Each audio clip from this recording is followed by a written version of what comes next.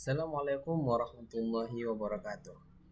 Halo teman-teman, perkenalkan nama saya Zakil Idham dengan NIM 2514010232. Nah, pada video kali ini kita akan membahas tentang pendidikan inklusi. Pada kesempatan kali ini kita membahas tentang materi pendidikan inklusi yang meliputi pengertian, sejarah, landasan, peran berbagai pihak, serta keberagaman peserta didik. Nah, langsung saja kita masuk kepada pengertian pendidikan inklusi. Pendidikan inklusi adalah sistem pendidikan yang memberikan kesempatan kepada semua peserta didik, termasuk anak berkebutuhan khusus, untuk belajar bersama dalam satu lingkungan sekolah yang sama tanpa diskriminasi. Artinya, setiap anak-anak yang memiliki kemampuan akademik tinggi, kemampuan sedang, maupun anak dengan kebutuhan khusus memiliki hak yang sama untuk memperoleh pendidikan. Dalam pendidikan inklusi, sekolah harus mampu menerima keberagaman peserta didik dan menyesuaikan proses pembelajaran sesuai kebutuhan masing-masing anak. Nah, tujuan pendidikan inklusi ini adalah memberikan hak pendidikan yang setara, mengembangkan potensi setiap peserta didik, menumbuhkan sikap saling menghargai perbedaan, dan menciptakan lingkungan belajar yang ramah bagi semua. Nah, contoh pengalaman di kelas nih. Misalnya, dalam satu kelas terdapat seorang siswa mengalami kesulitan membaca atau lambat memahami pelajaran dibanding teman-temannya. Guru tidak boleh membedakan perlakuan secara negatif, tetapi memberi pendekatan khusus seperti penjelasan yang lebih sederhana, pendampingan lebih intensif, penggunaan media gambar, latihan yang bertahap. Nah, dengan begitu anak tetap merasa diterima dan percaya diri. Yang kedua, sejarah pendidikan inklusif. Sejarah pendidikan inklusif berasal dari kesadaran dunia bahwa setiap anak memiliki hak yang sama dalam pendidikan. Dahulu, anak kebutuhan khusus sering dipisahkan di sekolah khusus. Namun, seiring perkembangan pemikiran pendidikan modern, muncul pandangan bahwa anak berkebutuhan khusus sebaiknya belajar bersama teman sebayanya di sekolah umum. Salah satu tonggak penting adalah Deklarasi Salamanca tahun 1994 yang diselenggarakan oleh UNESCO. Deklarasi ini menegaskan bahwa sekolah harus menerima semua anak tanpa memandang kondisi fisik, intelektual, sosial, emosional, bahasa, maupun kondisi lainnya. Di Indonesia, pendidikan inklusi mulai berkembang setelah adanya berbagai kebijakan pemerintah yang mendukung hak pendidikan bagi semua anak.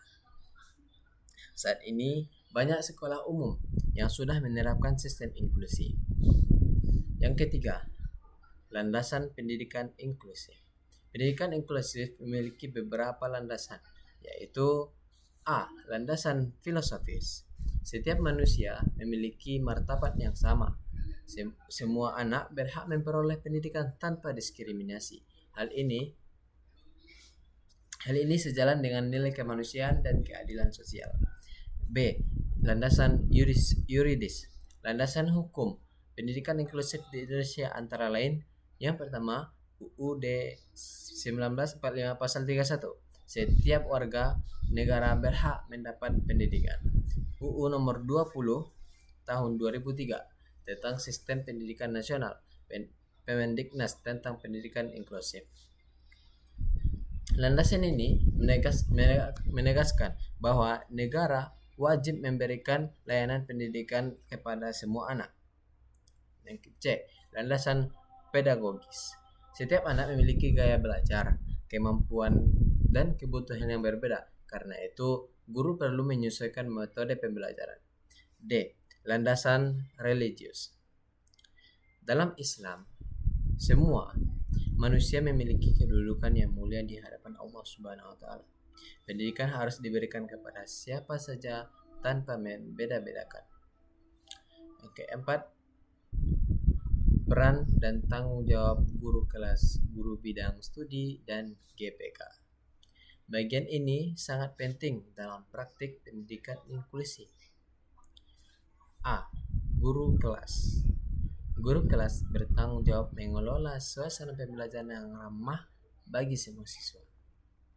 Tugasnya memahami karakter peserta didik, menyusun pembelajaran yang fleksibel, memberikan perhatian kepada seluruh siswa.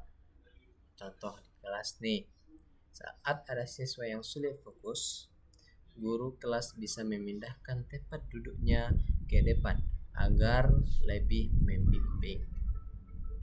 B. Guru bidang studi. Guru mata pelajaran bertugas menyesuaikan materi dan metode pembelajaran sesuai kemampuan siswa. Misalnya, menggunakan media sosial, menggunakan media visual, memberikan soal per tingkat, memberi waktu tambahan. Nah, contohnya ketika mengajar pendidikan agama Islam, ada siswa yang lambat menghafal doa. Guru bisa menggunakan metode pengulangan bersama, audio, atau kartu hafalan. Lanjut C. GPK, Guru Pendamping Khusus. GPK berperan mendampingi anak berkebutuhan khusus. Tugasnya yang pertama, mengidentifikasi kebutuhan siswa. Kedua, membantu guru kelas membuat program pembelajaran individual. Keempat, mendampingi anak saat belajar. Contohnya nih, misalnya ada siswa hiperaktif, GPK membantu mengarahkan perhatian anak agar tetap fokus selama pembelajaran. Yang kelima, peran dan tanggung jawab orang tua dan masyarakat. Pendidikan inklusif tidak hanya tugas sekolah, tetapi juga orang tua dan masyarakat. Kita bahas dari satu persatu. Yang pertama, orang tua. Peran orang tua. Peran orang tua itu harus memberikan dukungan emosional, bekerja sama dengan guru, memantau perkembangan dan anak di rumah, tidak membanding anak dengan orang lain. Contoh, jika anak mengalami kesulitan membaca, orang tua dapat melatih membaca 10 sampai 15 menit setiap malam di rumah. B. Peran masyarakat. Masyarakat harus menciptakan lingkungan yang menerima semua anak. Tidak boleh ada stigma atau ejekan terhadap anak berkebutuhan khusus. Lingkungan yang baik akan membantu perkembangan sosial dan mental anak. Yang keenam, keberagaman peserta didik dalam pendidikan inklusif. Dalam pendidikan inklusif, keberagaman peserta didik sangat luas. Keberagaman meliputi kemampuan intelektual, gaya belajarnya, latar belakang sosial ekonominya, budaya, bahasa, kondisi fisik, emosi, dan perilaku. Setiap anak memiliki keunikan masing-masing. Contoh pengalaman di kelas nih. Dalam satu kelas ada yang pertama siswa yang cepat memahami materi. Ada juga siswa yang perlu penjelasan berulang.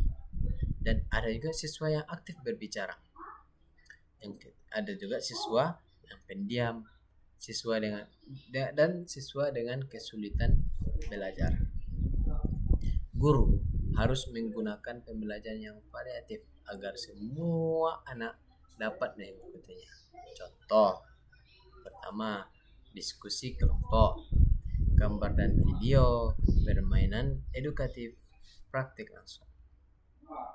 Nah, kesimpulannya, pendidikan inklusif adalah pendidikan yang memberikan kesempatan yang sama kepada seluruh peserta didik untuk belajar bersama dalam lingkungan yang ramah tanpa diskriminasi.